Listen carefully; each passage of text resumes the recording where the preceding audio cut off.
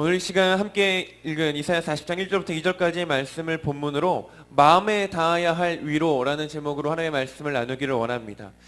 우리 크리스찬이지 않습니까? 크리스찬들이 이 세상 사람들과 다른 게 무엇입니까? 다른 것이 한 가지 있다면 그것은 우리가 천국의 소망을 품고 살아가는 사람들이라는 것일 겁니다. 그죠? 천국의 소망 다 갖고 계시죠? 그래서 우리는 매 예배마다 이렇게 고백합니다. 하나님의 뜻이 하늘에서 같이 이 땅 가운데 이루어지게 하여 주시옵소서. 하나님의 나라가 저 먼 곳 어딘가에 있는 것이 아니라 오늘 내 삶에, 그리고 우리의 생활과 우리의 모든 마음속에 이루어지길 원합니다라고 기도하고 고백합니다. 그래서 오늘 이 시간 이렇게 질문 드리면서 오늘 이 설교를 시작할까 합니다. 그러면 도대체 하나님의 나라는 어떤 곳입니까? 이 하나님의 나라는 어떤 곳이냐, 바꿔 말하면 천국은 어떤 곳이냐라는 질문에 대해서 말하면 많은 분들이 그런 생각을 합니다. 금과 은을 비롯한 온갖 보석으로 화려하게 치장된 세상, 그런 곳을 떠올리면서 바로 이곳이 천국일 것이고 바로 그런 곳이 하나님의 나라일 것이라고 기대합니다. 이 말씀은 요한계시록 21장을 보면 온갖 보화로 장식된 천국을 소개하고 있기 때문에 이렇게들 많이 상상을 합니다. 그러면서 많이 들었던 얘기가 이런 거 아니겠습니까? 이 땅 가운데서 살아가면서 온갖 많은 선행을 하고 봉사도 열심히 하고 예배도 열심히 드리고 많은 헌신을 하고 구제를 하게 되면 하늘에 보화가 쌓여서 그 하늘에 크고 아름다운 집이 예비되어 있고, 반대로 덜 선행을 행한 사람은, 덜 착하게 산 사람은 그보다 조금 못한 집에 살게 될 거다. 뭐 이런 얘기들 많이 들어오셨을 겁니다. 근데 그런 얘기를 이렇게 가만히 듣고 있으면 문득 이런 생각이 듭니다. 도대체 그러면 하나님의 나라가 이 세상과 다를 바가 무엇이냐라는 거예요. 내가 행한 만큼 더 큰 집을 내게 주고 내가 조금 덜 일하면 조그만 집을 주는 거는 이 세상 법칙과 똑같은 거 아닙니까? 하나님의 나라에도 빈부의 격차가 있다고 한다면 그곳은 사회적인 갈등이 있을 것이고, 그것은 어쩌면 그 빈부의 격차로 인한 근심과 걱정들, 저 옆집에 사는 사람들은 집이 그렇게 화려하고 웅장한데 나는 이렇게 초가집밖에 못 짓고 있네, 이런 걱정하면서 살아가는 곳이 하나님의 나라가 아닐진데 우리는 자꾸만 그런 나라를 생각한다라는 것이죠. 요한계시록 21장은 분명히 금, 은과 온갖 보석으로 치장된 하나님의 나라에 대해서 말씀합니다. 그러나 요한계시록 21장에서 정말 중요한 말씀 가운데 하나는 21장 11절의 말씀입니다. 우리 함께 읽어보겠습니다. 하나님의 영광이 있어 그 성의 빛이 지극히 귀한 보석 같고 벽옥과 수정같이 맑더라. 이 말씀이 증언해 주는 것은 무엇입니까? 하나님의 영광이 그곳에 있기 때문에, 하나님의 영광스러운 빛이 그 성을 비추기 때문에, 하나님이 그 성을 다스리시기 때문에 그 성이 아름다운 보석과 같이 보일 수 있었다라고 말합니다. 정말로 그 성이 아름다운 재료로 재어졌을 수도 있지만, 그러나 그 성을 정말로 찬란하고 빛나게 하는 것은 하나님의 영광의 빛이 그 성을 비추고 있기 때문이라는 거죠. 그렇다면 하나님의 나라는 금과 은과 온갖 보석이 가득한 세계가 아니라 하나님의 영광이 비추이는 곳, 하나님의 영광이 보이는 곳, 그래서 하나님의 영광의 임재가 있는 곳, 그리고 하나님의 통치와 다스리심을 우리 눈으로 보고 우리의 삶으로 경험하면서 살아가는 그곳이 하나님의 나라일 거라는 거죠. 요즘 뉴스나 인터넷이나 서점에 있는 책들이나 무엇을 보더라도 우리가 살아가는 이 시대가 4차 산업혁명의 시대라고들 말합니다. 18세기 영국에서 시작되었던 산업혁명 이래로 인류는 발전의 발전을 거듭해왔죠. 마침내 인공지능과 로봇 기술과 생명과학 중심의 새로운 전환점을 맞았다고들 평가합니다. 그러면서 이 신문의 사설이나 아니면 여러 가지 기사와 논조들을 살펴보면 이 4차 산업혁명으로 인해서 맞이하게 될 새로운 시대에 대한 기대, 그리고 그 새로운 시대가 가져다줄 놀라운 편리함과 우리 삶의 변화에 대한 기대가 역력합니다. 이 네 차례에 걸친 산업혁명이 공유하는 하나의 개념이 있다면 그것은 생산성이라고 말할 수 있습니다. 혹은 효율성이라고 말할 수도 있겠죠. 이 산업혁명의 기조 속에는요, 같은 수고를 하고도 더 큰 이익을 얻거나 혹은 거의 수고하지 않았음에도 불구하고 이익을 얻을 수 있는 삶을 향한 기대가 자리합니다. 1차 산업혁명 당시 증기기관과 컨베이어 벨트가 상징하는 대량 생산이 가능한 기계설비가 가져다 준 것은 무엇이었냐면 이 막대한 생산력이었습니다. 덜 수고하면서도 더 많이 만들어 더 싼 값에 팔지만 더 많이 벌 수 있는 기술과 구조를 인간에게 가져다 준 것, 그게 산업혁명이었습니다. 그렇게 많이 벌고 많이 소유해서 결과적으로 우리가 정말로 행복해졌습니까? 바꿔 말해서 이 네 번의 산업혁명이 정말로 인류를, 그리고 우리를 행복하게 만들어 주었습니까? 또 바꿔 말해서 지금 이 순간 우리가 살아가는 요즘 이 시대에 여기 앉아 계신 성도님들과 저는 정말로 행복합니까? 이 4차 산업혁명의 결과가 정말 우리에게 행복으로 이어질 거라고 기대하고 계십니까? 1차 산업혁명 당시 사람들은 정말로 많이 환호했습니다. 산업혁명을 일궈낸 영국과 미국을 비롯한 서구의 국가들은 나날이 발전했고 전 세계의 지배력을 확장해 갔습니다. 그러나 우리가 알고 있는 이 산업혁명이 가져온 변화는 발전과 진보뿐만이 아니었다라는 것이 문제입니다. 사회는 생산 기계와 경제력을 갖춘 부르주아와 그렇지 않은 프롤레타리아, 바꿔 말하면 노동자 그룹으로 나뉘어지게 되고 이 소득의 격차는 나날이 벌어졌으며 일반 민중들과 대중들은 돈 있고 힘 있고 권력 있는 자들에게 억압당하고 착취당하고 핍박당하는 것이 일상이 되어버렸습니다. 잉여 생산물을 팔 시장을 찾기에 눈이 벌겋게 익은 서구의 강국들은 아프리카와 아메리카와 아시아를 대상으로 해서 그들을 씹어 삼키기 바빴던 것이 산업혁명 이후의 세계입니다. 부국강병, 너무나도 좋은 말 같지만 그 시대를 지배했던 이 네 글자의 흉물스럽고 잔인한 얼굴을 우리 역사 속에서도 우리는 기억하고 있지 않습니까? 그 끔찍한 현실의 하이라이트가 바로 제2차 세계대전이었습니다. 산업혁명의 후발주자였던 독일이 이 영국과 미국과 프랑스 주도의 세계의 흐름을 바꿀 수 있는 기회를 엿보다가 마침내 그 야욕을 드러냈을 때 전 세계는 혼란에 빠졌고 많은 사람들은 피폐해졌으며 사람이 사람을 죽이고 학살하는 일까지 자행됐습니다. 그렇게 발발한 제2차 세계대전은 유대인에게는 홀로코스트라는 상처를 안겨줬고 우리나라의 사람들에게는 일제에 의한 식민지배, 더 나아가서는 분단이라는 여전히 아물지 않은 상처를 남겼습니다. 그럼에도 불구하고 우리는 산업혁명을 외쳐가면서 인간의 삶이 더욱더 풍요로워지고 편리해지고 그래서 내가 살아가는 이 삶이 물질적으로 풍요로움으로 말미암아 행복해질 수 있고 마치 천국과 같이 변화될 것이라는 기대감에 사로잡혀 있다는 거죠. 그러나 우리가 그동안 봐왔던 역사는 분명하게 얘기합니다. 돈, 권력, 생산성과 이익, 소유와 경쟁에 집중한 인간이 이룩한 혁명이 가져온 것은 행복이 아니라 갈등과 분열, 생명의 약탈과 착취, 인간이 인간을 지배하고 급기야는 돈이 인간을 지배하는 이상한 세상이라는 거예요. 우린 그런 세상 속에서 믿음을 지키며 선한 싸움을 하면서 살아가고 있습니다. 그렇게 돈이 지배하는 세상 속에서 어떤 한 물건의 가치를 결정하는 것은 결국은 돈입니다. 내가 돈을 얼마나 주었는가가 그 물건의 가치를 결정한다라는 거죠. 명품 가방과 짝퉁 가방이 있다고 합니다. 하나는 정말로 원재료도 최고급이고 그 가방을 만든 장인도 인류고요. 이 장인이 이 가방을 만드는데 정말 오로지 수작업으로 오랜 시간을 공들여서 만들었습니다. 다른 하나의 가방이 있는데 이 가방은요, 그냥 공장에서 똑같이 모방해서 만든, 똑같이 복제하듯 만들어낸 이 소위 말하면 짝퉁입니다. 그런데 이 두 가지 물건이 팔리는 장소와 시간과 그리고 그 값을 조금만 바꿔보겠습니다. 분명히 분명히 짝퉁인데 그 짝퉁을 백화점 명품관 진열대에다 놓고 5천만 원에 팔았습니다. 분명히 진품이고 분명히 명품인데 이것을 시장 통해서 5천 원에 팔았습니다. 자, 그렇다고 생각해 본다면 짝퉁인 줄 모르고 5천만 원의 가방을 산 사람과 명품인 줄 모르고 시장에서 5천 원의 가방을 산 사람 중 누가 더 자기 가방을 귀하게 여기겠습니까?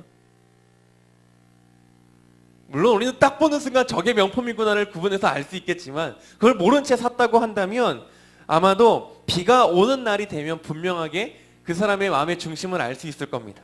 명품 가방, 명품백은 비가 오면 어떻게 합니까? 내 품 안에 끌어안지요. 혹시나 그 비가 묻을까봐, 혹시나 비가 묻어서 이게 뭔가 상하면 안 되지 않습니까? 그래서 내가 비에 젖든 말든지 내 가슴에 끌어안습니다. 그러나 짝퉁 가방은요, 5천 원에 주고 산 가방은요, 아마도 명품인 줄도 모르고 산 그 가방은 비를 피하기 위해서 머리 위에 올라갔을 겁니다. 5천만 원을 주고 산 짝퉁 가방은 그게 짝퉁인지 아닌지가 중요하지 않아요. 내가 거기에 대한 5천만 원의 값을 지불했기 때문에 나는 그것을 명품처럼 대합니다. 진짜 명품이지만 내가 그것을 5천 원에 주고 샀다면 그게 아무리 명품이어도 내 눈엔 명품처럼 안 보인다는 거예요. 그런데 이와 같은 이 어처구니 없는 일들이요, 우리가 살아가는 이 세상은요, 빈번하다 못해서 일상이 되어버렸다는 거죠. 가장 아름다운 것이 가장 가치 있는 것이 아니라 가장 비싼 게 가장 아름다운 것이 되어버린 세상이라는 겁니다.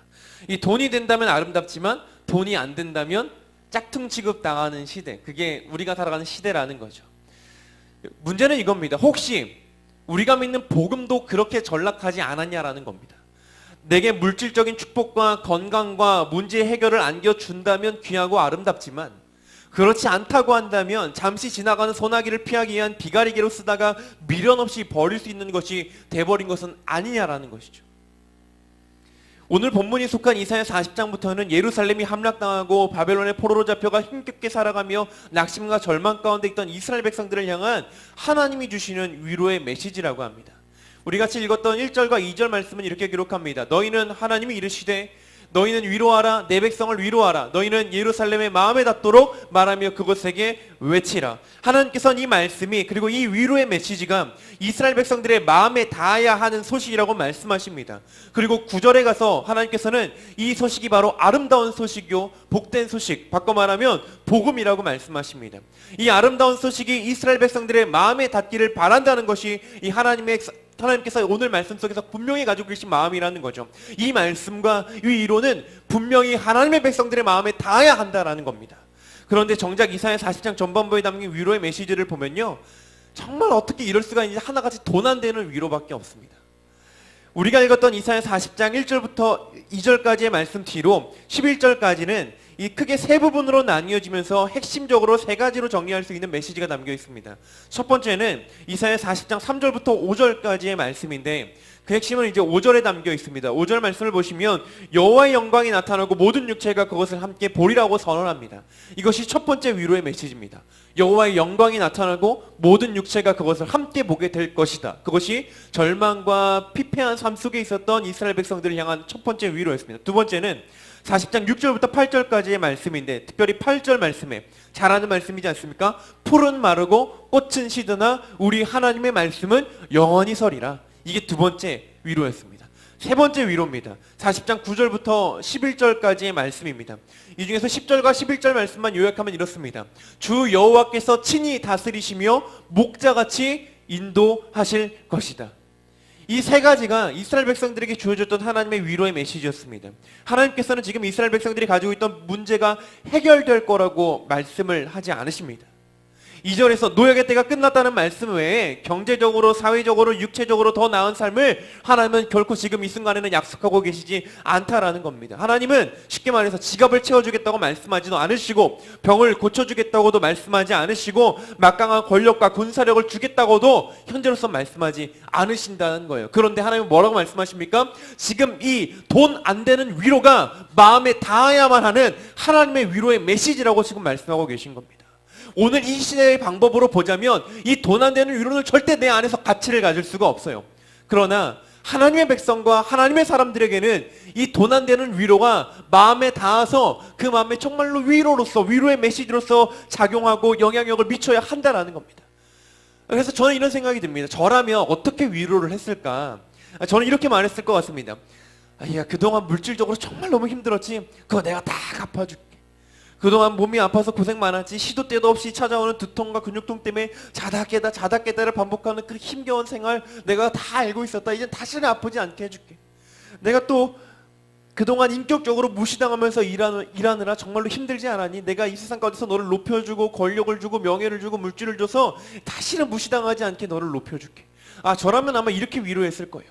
하나님은 그런 능력이 분명히 있으시잖아요. 그런데 하나님은 그렇게 위로하지 않으셨다라는 거예요. 하나님의 위로는 어떤 것들 뿐이었습니까? 이 세 가지가 분명히 보여주는 것들은 그냥 이겁니다. 쉽게 말하면 첫 번째, 여호와의 영광이 모든 육체가 그것을 볼 것이다. 두 번째, 풀은 마르고 꽃은 시드나 우리 하나님의 말씀은 영원히 서게 될 것이다. 세 번째, 주 여호와께서 친히 다스리시며 목자같이 인도하실 것이다. 돈 안 되는 위로들 뿐입니다. 그런데 한마디로 이 하나님의 위로법은 이렇게 말할 수 있을 것 같아요. 뭐냐면 내가 너의 위로가 되어주겠다는 것입니다. 요한복음 1장에서 사도 요한은 이사야 40장에서 하나님께서 약속하셨던 그 영광, 그리고 그 말씀, 그 왕, 그 목자가, 그리고 그 아름다운 소식의 주인공을 예수 그리스도라고 선언합니다. 요한복음 1장만 보더라도 요한이 분명하게 그렇게 보고 있고 깨달았고 우리에게 증언하고 있음을 알 수가 있습니다. 세상은 돈이, 건강이, 권력이, 명예가, 크고 넓은 집이 내 명의로 된 고층 빌딩의 위로가 될 것이라고 말합니다. 그것을 갖게 된다면 너의 마음은 평안하게 될 거야. 그것을 갖게 된다면 너의 마음은 기쁨이 될 거야. 그것이 너에게 주어지기만 한다면 그것이야말로 응답이 아니겠니? 라고 말합니다. 하지만 그래서 사람들이 거듭거듭 해온 것이 혁명이었고 또 혁명이었지만 그러나 예수님께서 이 땅 가운데 오셔서 들려주셨던 메시지는 좀 다르다는 거예요. 예수님께서 이 땅 가운데 오셔서 선포하셨던 것, 예수님께서 이 땅 가운데 오셔서 일으키셨던 예수혁명의 슬로건은 마가복음 1장 14절의 말씀입니다. 함께 읽어보겠습니다. 때가 찼고 하나님의 나라가 가까이 왔으니 회개하고 복음을 믿으라. 예수님이 이 땅 가운데 오시자마자 말씀하셨던 것이 병에서 고침을 받으라고 먼저 말씀하신 것이 아닙니다. 예수님께서 이 땅 가운데 오시자마자 귀신아 나가라고 말씀하시지 않으셨습니다. 예수님께서 이 땅 가운데 오시자마자 내가 너에게 물질적으로 축복을 줄게라고 말씀하지 않으셨어요. 예수님이 이 땅 가운데 오시자마자 일으키신 혁명의 슬로건은 뭐였냐면 때가 찼고 하나님의 나라가 가까이 왔으니 뭡니까? 회개하고 복음을 믿으라라는 겁니다. 예수님이 전하시는 하나님 나라의 복음이 네 마음에 와 닿아야 한다. 그것이 예수님께서 이 땅 가운데 오셔서 일으키셨던 혁명의 슬로건이었다라는 겁니다. 그게 위로였고 그게 소망이었고 그게 복음이었습니다. 혹시 이 말씀이 이 예수 그리스도의 그 아름다운 이름이 잠깐 소나기를 피하는 비가리개로도 쓸 수 있는, 필요할 때 쓰고 나면 거리낌 없이 버릴 수 있는 5,000원짜리 가방이 되어버린 것은 아닌지를 우리는 분명히 돌아봐야만 합니다. 하나님께서는 이사야 40장에서 이스라엘 백성들을 향해서 이렇게 선언하고 선포하고 계십니다. 이사야 40장 25절부터 26절까지의 말씀에 자 함께 읽어보겠습니다. 거룩하신 이가 이르시되 그런즉 너희가 나를 누구에게 비교하여 나를 그와 동등하게 하겠느냐 하시니라. 너희는 눈을 높이 들어 누가 이 모든 것을 창조하였나 보라. 주께서는 수요대로 만상을 이끌어내시고 그들의 모든 이름을 부르시나니 그의 권세가 크고 그의 능력이 강함으로 하나도 빠짐이 없느니라.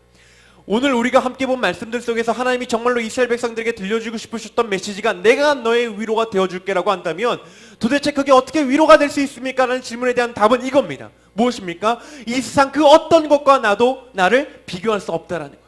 이 세상 그 어떤 것으로도 하나님과 비교할 수 없다라는 겁니다. 그 비교조차 안 되는, 비교가 불가하신 그 놀랍고 위대하신 창조주 하나님, 구원의 주가 되신 하나님께서 내가 너의 하나님이 되며 내가 너에게 나의 영광을 나타내며 내가 너에게 나의 말씀을 주고 내가 너의 왕이 되며 내가 너의 목자가 되어주겠다는 것이 하나님의 위로였다라는 것이죠.